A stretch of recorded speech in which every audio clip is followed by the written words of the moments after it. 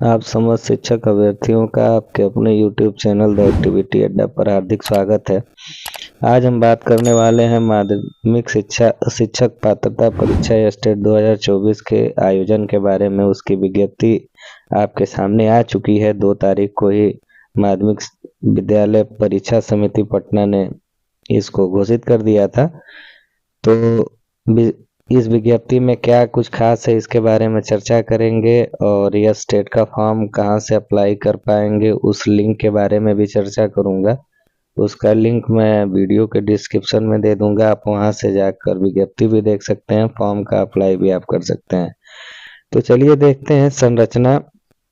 जैसे कि अगर आप पहले परीक्षा दे चुके होंगे तो आपके लिए तो सब कुछ चीज पुरानी होगी, लेकिन नए अभ्यर्थियों के लिए बता दूं कि पात्रता परीक्षा के प्रश्न बहुविकल्पी है, तो कोई नई चीज नहीं है। प्रत्येक प्रश्न 1 अंक का है और निगेटिव मार्क इसमें नहीं है। ये चीजें तो इसके संरचना में हो गई। अब बात करते हैं कि पेपर फर्स्ट में किन किन विषयों के लिए यह स्टेट का परीक्षा आयोजन होगा। तो इसमें देखिए सामान्यतः 12 विषय हैं आपके, जिसमें स्टेट 2024 का आवेदन होने वाला है। हिंदी, उर्दू, बांग्ला, मैथिली, संस्कृत, अरबी, फारसी, भोजपुरी, अंग्रेजी, गणित, विज्ञान, सामाजिक विज्ञान और एक विषय और होगा शारीरिक शिक्षा के लिए। तो शारीरिक शिक्षा का तो मान लीजिए सेक्शन अलग होता है, लेकिन शारीरिक शिक्षा के लिए भी यह स्टेट का आयोजन होगा। तो ये तो रह गई बात फर्स्ट पेपर की। अब सेकेंड पेपर का देख लिया जाए, कौन कौन से विषय में आयोजन होगा। तो सेकेंड पेपर के लिए भी आपको हिंदी, उर्दू, अंग्रेजी, संस्कृत, बांग्ला, मैथिली, मगही, अरबी, फारसी, भोजपुरी, पाली, प्राकृत, गणित, भौतिक, रसायन, जंतु,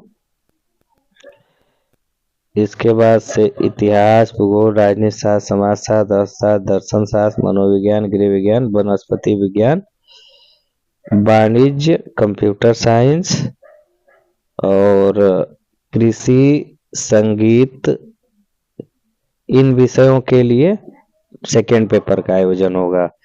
इसके बाद इसमें एक चीज जो है खास निकल के आ रही है कि अगर आप कंप्यूटर साइंस के लिए पेपर देना चाहते हैं तो आपको स्नातक स्तर पर BCA आपको जरूरत होगी। स्नातक स्तर पर आपके पास अगर BCA होगा तो पेपर फर्स्ट के लिए एलिजिबल होंगे और पेपर सेकेंड के लिए BCA के साथ आपको MCA होना जरूरी है, यानी मास्टर डिग्री होना जरूरी है।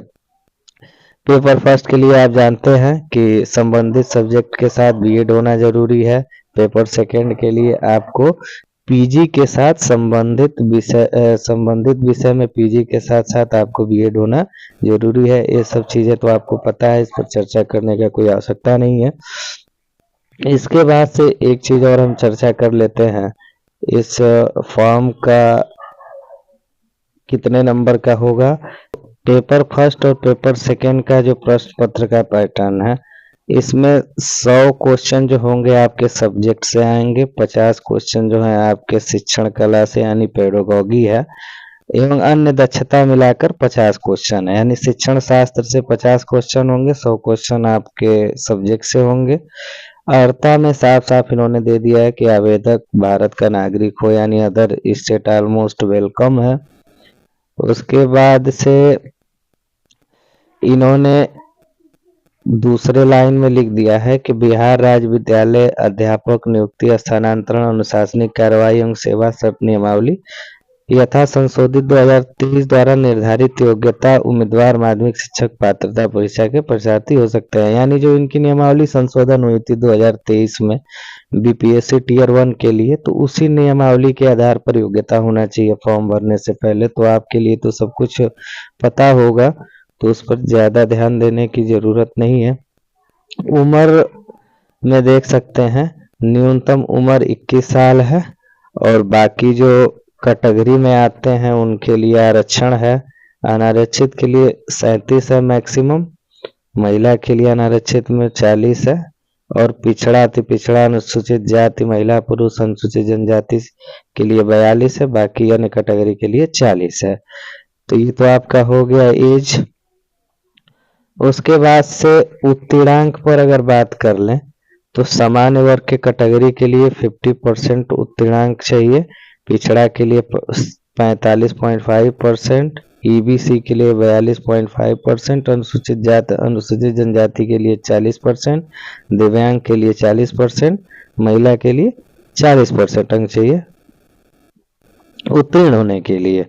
उसके बाद से उत्तीर्ण होने के बाद प्रमाण पत्र भी निर्गत किया जाएगा और प्रमाण पत्र की जो वैधता होगी वो लाइफ टाइम के लिए होगी, यानी कोई उसमें समय का बाउंडेशन नहीं है। परीक्षा शुल्क के बारे में बात कर लें तो 960 रुपये एक पेपर का सामान्य वर्ग के लिए है, दोनों पेपर के लिए 1440 है। उसके बाद से अनुसूचित जाति अनुसूचित जनजाति के लिए 760 रुपये एक पेपर का, बोथ पेपर के लिए 1140, और ओबीसी ईबीसी जो है सामान्य वर्ग के बराबर ही आवेदन शुल्क जमा करेंगे। उसके बाद से देखिए, चूंकि पेपर सीबीटी मोड में होगा, कंप्यूटर बेस्ड टेस्ट होगा, तो परीक्षा जो है कई पालियों में आयोजन होगा, तो प्रश्नों के स्तर में जो है अंतर आ सकता है। तो जिसके लिए रिजल्ट के समय इन्होंने सीधा लिख दिया है कि नॉर्मलाइजेशन की प्रक्रिया ये अपनाएंगे और रिजल्ट आपका घोषित करेंगे। तो बिल्कुल नॉर्मलाइजेशन स्कोर इसमें आएगा। उसके बाद से 2.5 घंटे का पेपर है, 150 मिनट, तो आपको पता ही होगा। इसके बाद से आवेदन करने की जो तिथि है 14 दिसंबर से, और अंतिम डेट जो है 2 जनवरी है, इसको आप ध्यान में रखिएगा। बाकी फॉर्म अप्लाई करने की जो वेबसाइट है BSEBSTET, तो 2024.com पर इसको फॉर्म को जाके आपको भरना है। उसके बाद से रजिस्ट्रेशन के लिए आपको मोबाइल और ईमेल की ज़रूरत होगी, उस पर OTP वेरिफिकेशन भी होगा। उसके बाद से रंगीन फोटो एवं हस्ताक्षर है। परीक्षा शुल्क का भुगतान ऑनलाइन मोड में ही करना है, debit card, credit card, net banking. और सबसे अच्छी बात है कि बीपीएससी ने पहली बार यूपीआई पेमेंट का भी ऑप्शन दे दिया है, तो बहुत अच्छी बात है, क्योंकि बीपीएससी हो या बीएसईबी हो, पेमेंट करने के बाद पेमेंट कट के फंसने वाला मामला बहुत ज़्यादा होता है, पेमेंट फंस जाता है, वापस भी नहीं होता है। यूपीआई का इस बार आपको ऑप्शन मिल गया है, तो सुखद खबर है, आप पेमेंट यूपीआई से कर लेंगे। इसके बाद से जितने प्रमाण पत्र आपको इसमें दिख रहे हैं, मैट्रिक से लेकर बीएड तक का, और आपका एनसीएल हुआ, जाति प्रमाण पत्र हुआ, इनकम सर्टिफिकेट हुआ, सभी प्रमाण पत्रों को आपको अपलोड भी करना होगा स्कैन करके। यानी इतने सारे जो सर्टिफिकेट हैं, इसको फॉर्म भरने के दौरान अपलोड भी करना होगा।